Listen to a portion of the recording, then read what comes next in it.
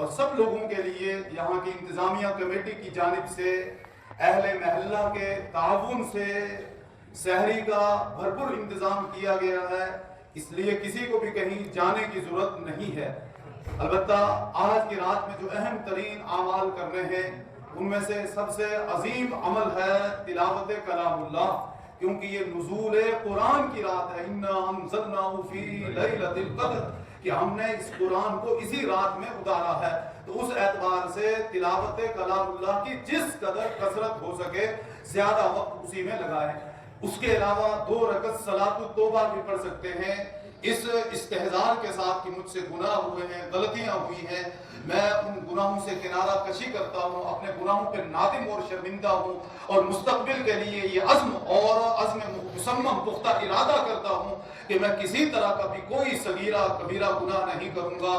یہ نیت کر کے 2 رکعت نماز صلاۃ التوبہ پڑھ کے اور پھر انفرادی طور پر اللہ سے اپنے گناہوں کی معافی بھی طلب کرنی ہے۔ اس کے علاوہ ایک عمل ہے جس کو صلاۃ التسبیح کہا جاتا ہے۔ مشکات شریف میں روایت موجود ہے، نبی علیہ الصلوۃ والتسلیم نے حضرت عبداللہ بن عباس رضی اللہ عنہ سے، اپنے چچا حضرت عباس رضی اللہ عنہ سے فرمایا کہ میں تمہیں ایک ایسا عطیہ دیتا ہوں جو تمہارے لیے تمہارے چھوٹے گناہوں اور بڑے گناہوں، تمہارے ظاہری گناہوں اور تمہارے باطنی گناہوں کی مغفرت کا باعث ہے۔ حضرت عباس رضی اللہ عنہ نے عرض کیا کہ اللہ کے نبی بتلائیے وہ کون سا عمل ہے؟ تو فرمایا کہ 4 رکعت اگر تم سے ممکن ہو سکے تو ہر روز ادا کرو، اگر ہر روز نہ ہو سکے تو ہفتے میں 1 مرتبہ جمعہ کے دن ادا کر لیا کرو، اگر جمعہ کے دن بھی ادا نہیں کر سکتے تو مہینے میں 1 مرتبہ ادا کرو، اگر مہینے میں بھی ادا نہیں کر پائے تو سال میں 1 مرتبہ، اور سال میں بھی اگر ادا نہیں کر پائے تو زندگی میں کم از کم 1 مرتبہ تو وہ نماز ضرور پڑھ لینا جس نماز کا نام صلاۃ التسبیح ہے۔ نیت اس طرح سے کرنی ہے کہ نیت کرتا ہوں میں 4 رکعت نماز نفل صلاۃ التسبیح واسطے اللہ رب العزت کے رخ میرا کعبہ شریف کی طرف تکبیر تحریمہ کہہ کر ہاتھ باندھ لینے ہیں، ثنا پڑھنی ہے، اور ثنا کے بعد 15 بار تیسرا کلمہ سبحان اللہ والحمد للہ ولا الہ الا اللہ واللہ اکبر، یہاں تک بھی آیا ہے بعض روایات میں۔ اگر ولا حول ولا قوت الا باللہ العلی العظیم ملا کے پورا کلمہ پڑھ لو گے تو زیادہ اجر و ثواب کا باعث ہے، 15 مرتبہ۔ اس کے بعد تعوذ، تسمیہ، اعوذ باللہ، بسم اللہ، سورہ فاتحہ اور کوئی بھی سورت پڑھ کے 10 بار تیسرا کلمہ، کتنی بار ہو گئے کل 25۔ پھر جب رکوع میں جاؤ گے تو رکوع کی تسبیح کے بعد 10 مرتبہ،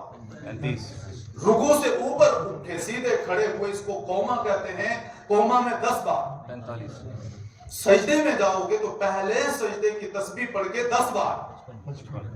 پھر سجدے سے اوپر اٹھو گے تو 2 سجدوں کے درمیان میں جو بیٹھتے ہیں اس کو جلسہ کہتے ہیں، جلسے میں 10 مرتبہ۔ پھر دوسرے سجدے میں گئے تو سجدے کی تسبیح پڑھ کے 10 بار تیسرا کلمہ پڑھنا ہے، 75 ہو گیا، اور پھر دوسرے سجدے سے سیدھا اوپر کھڑے ہو جانا ہے دوسری رکعت میں، تو دوسری رکعت میں پہلے 15 بار تیسرا کلمہ، اس کے بعد تعوذ، تسمیہ، فاتحہ، اور پھر اس کے بعد جو سورت پڑھتے ہیں وہ سورت پڑھ کے پھر 10 بار، پھر اسی ترتیب سے جو آپ کے سامنے بیان کی ہر رکعت میں 75 بار، 2 رکعتوں میں کتنا ہو گیا، اور 3 رکعتوں میں 300 بار یہ تیسرا کلمہ پڑھنا ہے۔ یہ زندگی بھر کے صغائر و کبائر گناہوں کا کفارہ ہے، تو اس نماز کا بھی خاص طور پر خیال رکھیں۔ باقی جو عمل جس سے جس قدر ممکن ہو سکے وہ انفرادی اعمال آپ کریں۔ ہمارا جو نظام تھا بیان کا بھی، لیکن چونکہ اب وقت بہت کم ہے اور بیان کا وقت نہیں، اور ویسے بھی یہ رات بیان کی نہیں، تقریر کی نہیں، بلکہ تقدیر کے بدلنے کی ہے، اس لیے پونا گھنٹہ اگر 2:30 بجے سے سحری شروع ہوگی تو پونا گھنٹہ آپ کے پاس بچا ہے، اس میں جو انفرادی اعمال آپ کر سکیں وہ کر لیں۔ اللہ رب العزت ہمیں زیادہ سے زیادہ عمل کی توفیق عطا فرمائے۔ آخر دعوانا الحمدللہ رب العالمین برحمتک یا